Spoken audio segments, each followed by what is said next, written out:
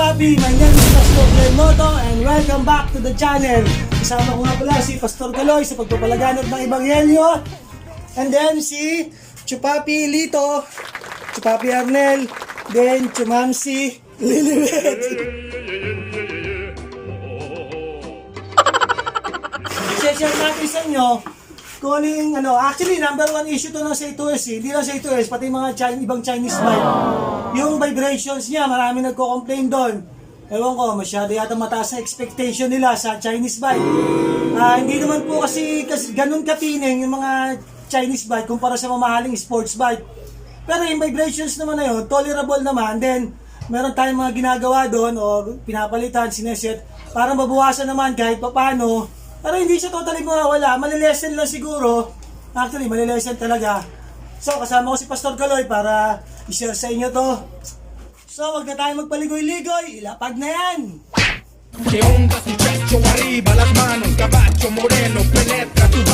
Yan ang mga Chapapi. Umpisahan natin sa dito muna tayo sa ibabaw. Actually, ang mga inaano dito talaga, may hinihigpitan tayo dito. Normally, ito mga engine support. May mga tornilyo po yan. Then, meron din, syempre, doon sa ilalim ng kaha, may mga engine support din po dyan. So, i-check po natin yan kung mahigpit. Kasi normally, may mga hindi nahigpitan masyado dyan. Chapapi, pwede mo ba kung kailangan ko na special participation? So, then, ganyan lang. Check natin yung engine support dito. Kung mahigpit talaga siya. Actually, ito lang naman yung mga i-check nyo, yung mga tornilyo sa engine support. Unang-una, dito yung pinakamalaga sa ibabaw kasi ito yung head. So, check natin itong mga tornilyo dito. Medyo maluwag siya ng konti. Konting higpit, medyo hindi siya ganun kahigpit. Ayun, check lang natin yung mga tornilyo dito. Actually, maluwag siya. Then, dito, Papi, i-focus mo dito. Ito talaga, yung sa gitna dito. Actually, hindi pa namin nagalaw to. Ngayon pa lang, bago pa lang to sa z200x niya eh. So, itong gis dito, tingnan nyo kung gaano kaluwag yan. Ayan, gumalaw agad. Nakatatlong pihit na ako. Gumagalaw pa rin. Yan!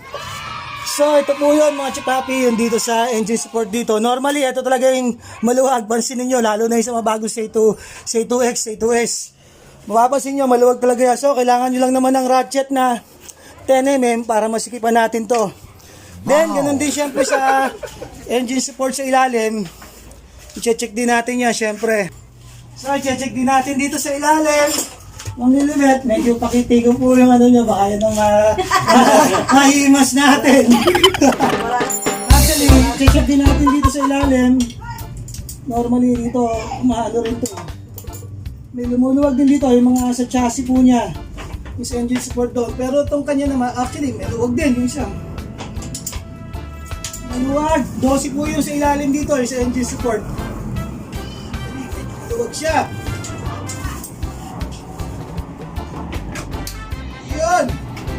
Malagitik na.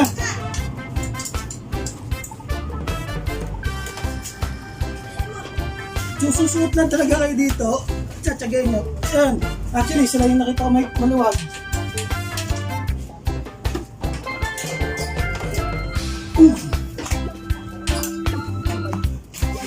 Ayan, syempre, ganun din. Isusunod din natin yung dito. Tsaka, may tornilyo din dito yon. Then, dito muna ulit tayo sa taas. Ito nga pala, may issue rin dito sa panel board mga Chapapi. May nagbabibrate din dito sa panel board. Pero pag yung minor issue pa lang, iniipitan lang naman namin ng goma yan dito. 1, 2, 3, 4. So ginagawa namin dyan, gumugupit kami ng goma na pang-ipit natin dyan. Actually, pwede ito mga mating na to. Gupit lang tayo ng mga 4 na piraso. Ilalagay lang natin doon. Paikot kasi 4. 4 na goma na mating. Iipit lang po natin siya dito mga Chapapi. Dito. So, Chupapi, kailangan ko ulit ng special participation mo. Itutok mo lang siya dyan. Yan. So, ipit lang naman natin to dito.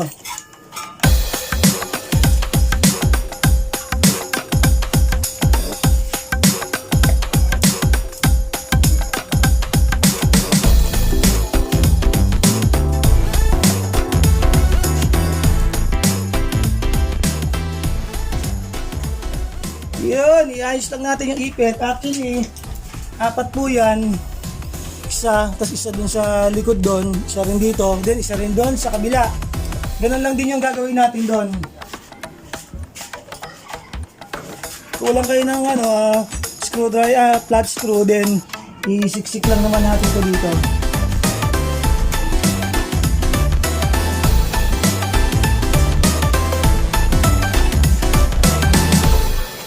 Yan! Yan po mga Chupapi, yan, ilawan natin para makita nyo. Ayun po, nakita nyo po yung goma na yon. Then, hindi sa kabila, sa likod, lalagyan din natin dito, kabilaan, syempre, dito sa part na to.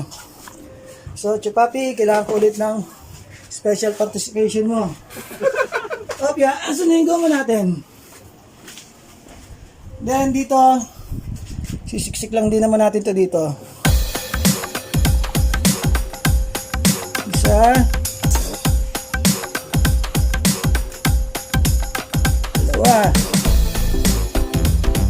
Alright. Yun lang po yung mga Chupapi. 4 na goma lang yung siksikan nyo dito para mawala yung vibration dito. Hindi man siya totally mawala, malesen man lang kahit paano. Then, susunod na natin dito rin sa may upuan. May nagbabibrate din po dito mga Chupapi. So, iangat lang natin to. Dito po, dito sa pinaka-pairings ito. Minsan sumasayod siya dito sa bakal dito eh. Itong pairings dito sa likod. Itong tail fender. Ipitan lang po natin ng goma din yan.